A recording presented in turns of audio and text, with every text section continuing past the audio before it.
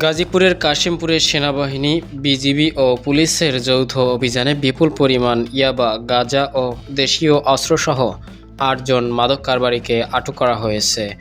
আজ বুধবার দিবাগত রাত আনুমানিক ৩টার দিকে কাশিমপুর থানাধীন লোহাকৈর এলাকায় এই অভিযান পরিচালনা করা হয়।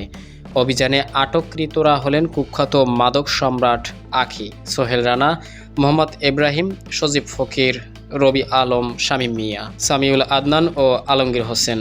অভিযানকালে তাদের হেফাজত থেকে ৭,০০৫ পিস ইয়াবা, ২ কেজি গাঁজা, ৮টি দেশীয় অস্ত্র, ১,৮৫,৫০০ নগদ টাকা, ১২টি অ্যান্ড্রয়েড মোবাইল ফোন, ৩টি বাটন ফোন এবং একটি ক্যামেরা বিডিআর মেশিন উদ্ধার করা হয়। এ বিষয়ে কাশিমপুর থানার অফিসার ইনচার্জ খালিদ মোল্লা জানান, গোপন সংবাদের ভিত্তিতে সেনাবাহিনী ও বিজিবির সমন্বয়ে এই বিশেষ অভিযান পরিচালনা করা হয়। তিনি আরও বলেন, আটককৃতদের বিরুদ্ধে আইনানুগ ব্যবস্থা গ্রহণের প্রক্রিয়া চলমান রয়েছে। উদ্ধারকৃত মালামাল জব্দ তালিকায় অন্তর্ভুক্ত করা হয়েছে। পুলিশ জানিয়েছে, মাদক নির্মূলে এমন যৌথ অভিযান অব্যাহত থাকবে।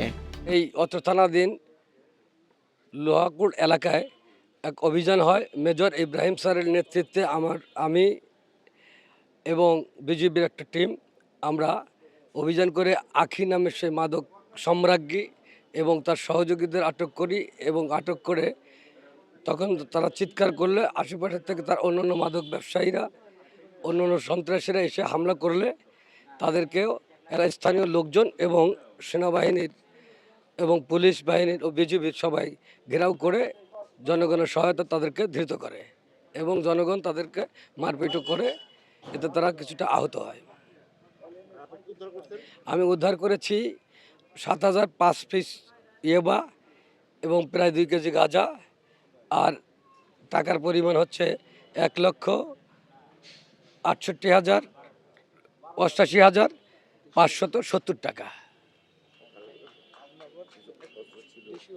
হ্যাঁ, দেশীয় অস্ত্র ছিল ৮টা, তাদের হাতে পাওয়া গেছে আর কিছু ঘর থেকে উদ্ধার করা হয়েছে।